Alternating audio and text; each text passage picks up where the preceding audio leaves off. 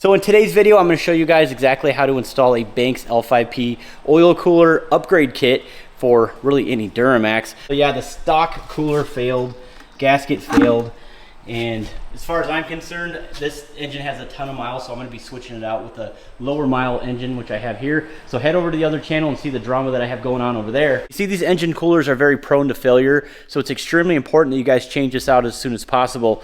You just never know if they fail internally and your engine oil does get mixed in with your coolant. And unfortunately, that's the case that I'm having right now. But I'd hate to see you guys traveling with your family or pulling a trailer and this happens to you and you're like 1,500 miles away, and your engine eventually just starts to overheat while you're driving. Now, don't get me wrong, I'm not saying that that will happen, but it has happened to many people in the past. I'm gonna go ahead and just say that this is a ticking time bomb, and it's extremely important that you change this out.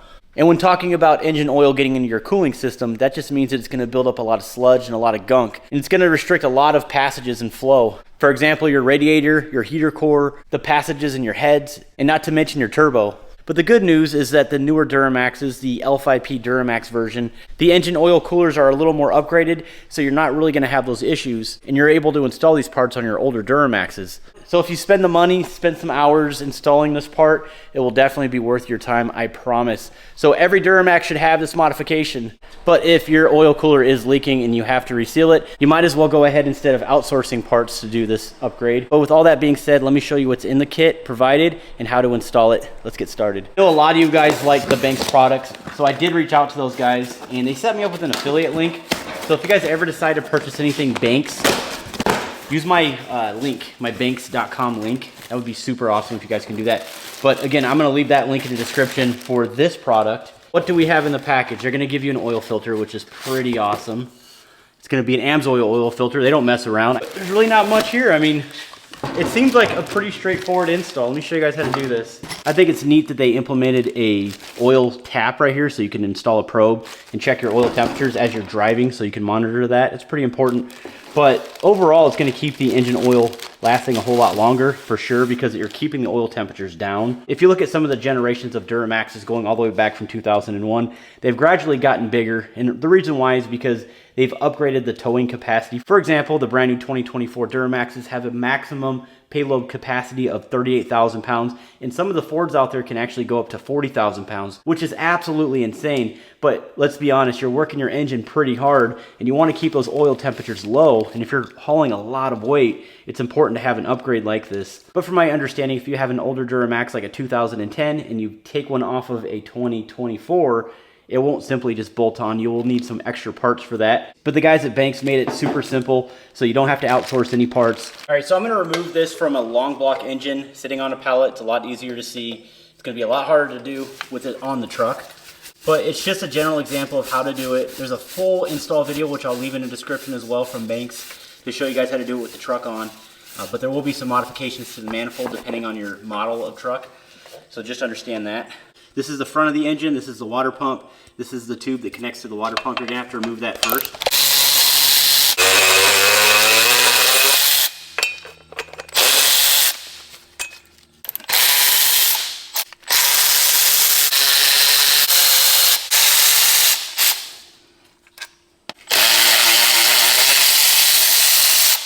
All right, and that should do it. There's 5 bolts all around. They connect to it, and it should just come right out. But here we go. That's what it looks like with everything off. I'm gonna go ahead and remove this tube because we're gonna be reusing that tube. And here's a quick side-by-side comparison. As you guys can tell, this is sitting a lot taller than this one, and obviously because the oil cooler inside there is a lot larger than this one, it's actually pretty small. I should just take that apart and show you, but you guys can see the difference. As far as install goes, you can take your cell phone and just highlight this and it'll pull up a set of instructions, and they're pretty clear cut, straight to the point. You don't even need to watch a video to do this.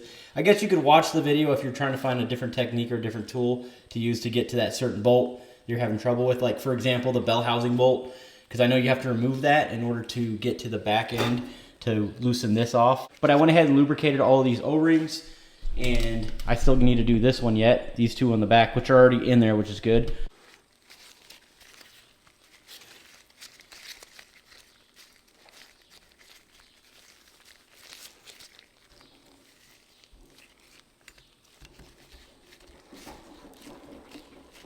In the kit included, you will have Loctite, so apply that to all of the bolts that come with it.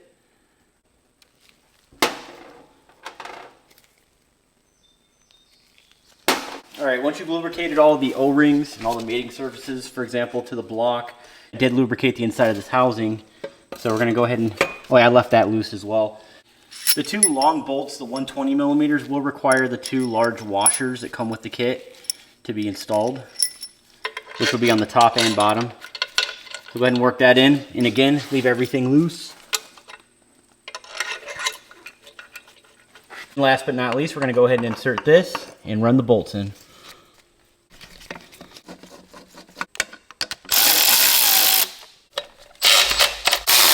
All right, I want to highlight one thing really quick that I think was breezed over the instructions on what I got from the kit. As you guys can see, this bolt right here, it's really hard to get to.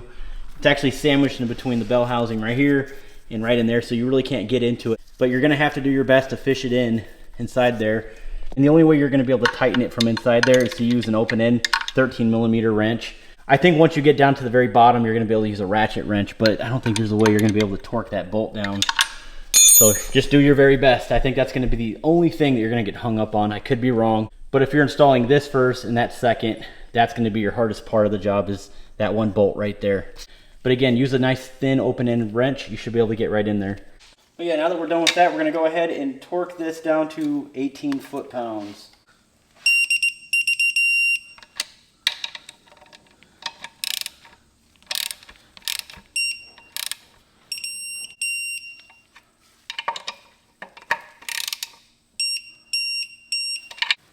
And of course, once everything's installed, go ahead and spin on your filter. But that is it. I hope you guys enjoy your new oil cooler. But again, I will leave a link in the description of a video of how to do that with the cab on the frame. But hopefully you guys enjoyed the video. If you guys are interested in purchasing any Banks products, for example, the rear diff covers, their intercooler pipes, stuff like that, just anything on their website, use my affiliate link. I would really appreciate it. It really helps out the channel immensely. But I have a lot of work to do. I'm going to be swapping the engine, so head over to my other channel to check that out. And hopefully we can get this thing back on the road. But we'll see you on the next one. Stay tuned.